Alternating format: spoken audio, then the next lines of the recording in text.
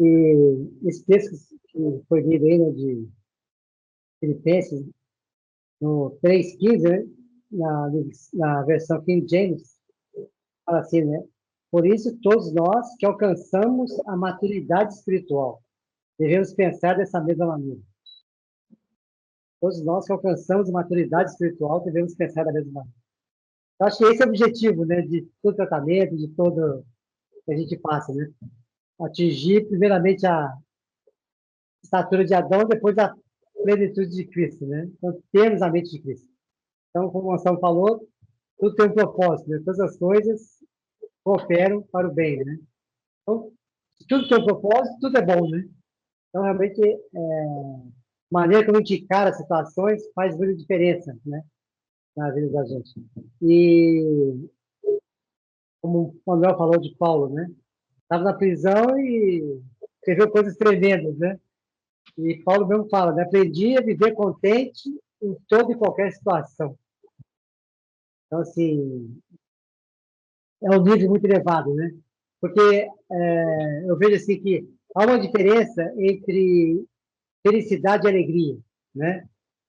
Felicidade, contentamento, né? E alegria. Porque a alegria, ela é um dom do espírito, né? Então, a alegria, ela não depende da situação, né? Quer dizer, que é um dom do espírito. Então, a alegria do Senhor é minha força. Eu não dependo da circunstância para estar alegre ou não, né? Em qualquer situação, eu tenho que estar alegre, né? Porque é algo do espírito, né? Já o contentamento, a felicidade, não, ela depende da circunstância, né? Então, se a situação está boa, eu estou feliz, eu estou triste, né? Entristecidos, mas sempre alegres, né? Quer dizer, eu posso estar triste, mas eu tenho que estar alegre, porque a alegria é do espírito. Mas eu posso, em vez de estar contente, estar triste pela situação, entristecido, né? Eu estou alegre em espírito, mas eu estou triste pela situação. Mas Paulo fala, né? Que ele aprendeu a viver contente em toda situação. Então, essa tristeza vem ele tira. Então, a tristeza no difícil, ele conseguiu tirar também, né? Ele pegou o nível não apenas ser alegre, mas ser contente. Ter uma satisfação no dia a dia. Quer dizer, ele conseguiu entender todo esse contexto, né? Então, mesmo nessas situações que nos deixam tristes, né? Ele se mantinha contente, né? Porque ele conseguiu enxergar o propósito, ele teve uma maturidade espiritual para poder entender isso, né? E a gente vê isso também assim, na vida de Daniel, na vida de José, né? Quer dizer, José principalmente, né, que a gente tem a história completa dele, né? Ele teve um sonho ainda quando criança e acreditou nesse sonho, né? Só que as circunstâncias foram totalmente diversas, né? Mas você vê que ele não reclama do percurso, né? Rejeitado pelos irmãos, vendido como escravo, né? Vai preso. Mas onde ele estava, ele agia como um filho, né? Ele não estava lamentando, ele não ficava reclamando, né? Quer dizer, ele tinha uma vida positiva ali, né? De confiança, porque ele sabia que quem fez a promessa para ele, quem deu o sonho dele, para ele era fiel. Então ele conseguia compreender os processos, né? E realmente pôde atingir o processo sendo desse em toda situação, né? Ele não apenas conseguiu estar contente, como conseguiu ser um abençoador, né? Mesmo nas situações mais precárias, vamos dizer assim, né? Então, assim, os coaches, você fala muito, né? É mais importante do que a conclusão é o processo, né? Então, assim, se eu quero chegar no cume da montanha, eu tenho que amar toda a caminhada, todo o processo, né? Porque a alegria lá no cume vai ser muito pequena, né? Se eu for deixar minha satisfação todinha e paro para chegar lá em cima, vai ser apenas alguns minutos. Eu cheguei, legal, pus a bandeira, vamos embora, né? Eu vou enfrentar todo aquele processo horrível de novo. Ou seja, então esse processo tem que ser prazeroso, né? Então, assim, se prosseguimos para o alvo que é Cristo, né? Embora para nós o alvo não seja crítico, né? Mas esse processo tem que ser muito bom, né? Tem que ser prazeroso para nós. A gente tem que enxergar realmente, né, o que nós estamos nos tornando, né? Cada etapa, cada situação que a gente passa, mesmo que aparentemente possa parecer um sofrimento, possa parecer uma perda, mas como a gente viu no caso de José, no caso de Daniel, tiveram, né, um propósito tremendo, né? No caso de Daniel, ser vendido nem vendido, foi feito escravo, né, junto com Israel. Ali foi feito eunuco, né? Teve que sujeitar todas aquelas coisas. Foi jogado em cova do leão, né? Mas o que aconteceu? acabou sendo depois uma autoridade ali também, né? Porque foi fiel à visão também, né? E conseguiu enxergar todo o processo e foi tremendamente abençoado e um abençoador, né? Dentro do papel que ele fez, conforme José. E a proposta divina realmente é essa, tudo coopera para o bem. Então, é a questão dessa maturidade que Paulo fala aqui, né? Para alcançarmos a maturidade espiritual. Temos essa consciência, né?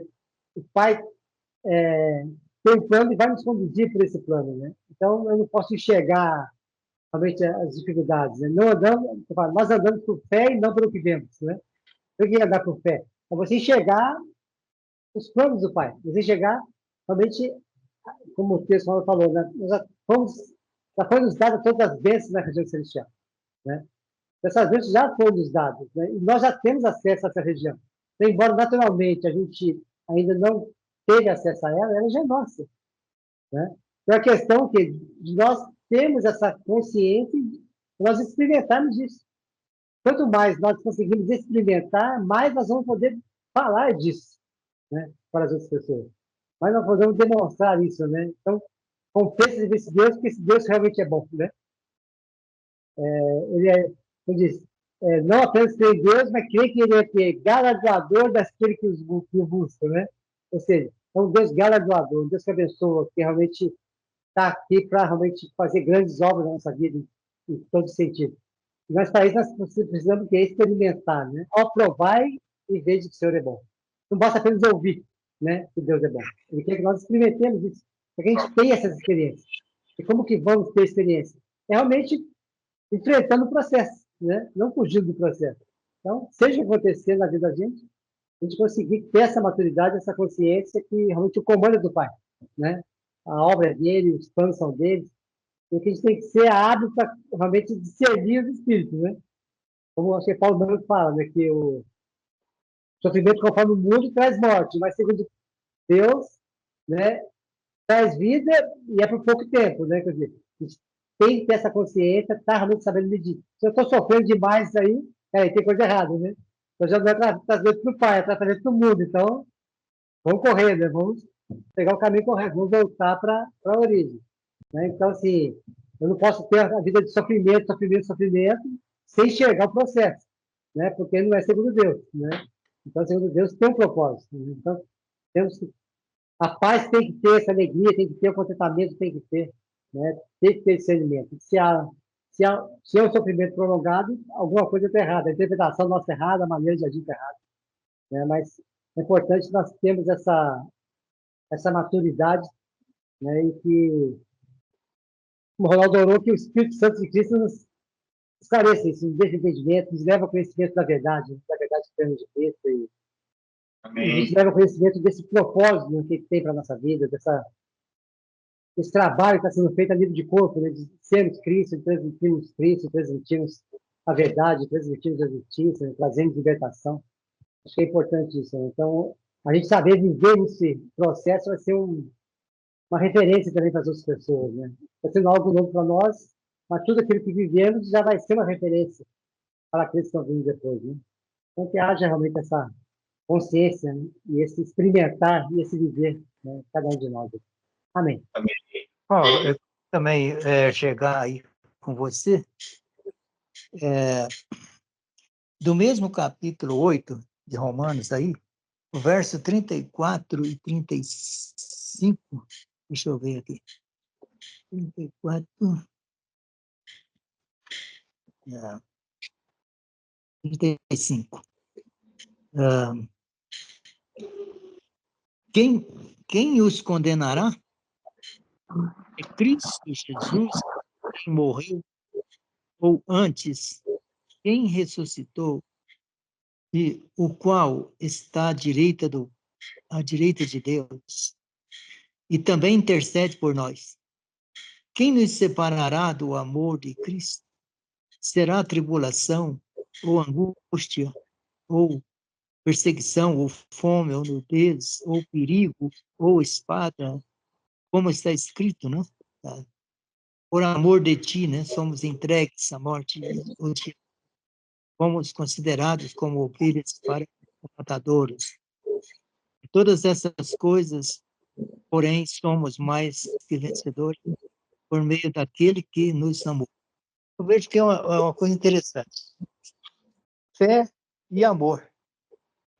Paulo expressou amor. Amor a Cristo, amor ao corpo de Cristo e fé, positivamente. E aí ele faz uma relação de coisas. A quantidade de coisas que ele colocou ali. Isso poderá nos separar do amor de Cristo? Não, nada. Isso é que confortava, que trazia essa confiança a ele, né? Então, eu penso que, como eu falei dos outros lá, dos outros apóstolos, discípulos, né, que sofreram, foram perseguidos e mortos, também havia esse mesmo amor, havia essa mesma confiança, havia essa mesma fé, porque eles sabiam, eles tinham a certeza de que estaria ali concluindo o propósito ao qual ele tinha sido chamado. E o que nos fortalece também e nos impulsiona a caminhar, né, com disposição hoje, sabendo disso. O que vai nos separar desse amor? Né? Então, é uma coisa importante para a gente imaginar isso hoje. Ame a Cristo.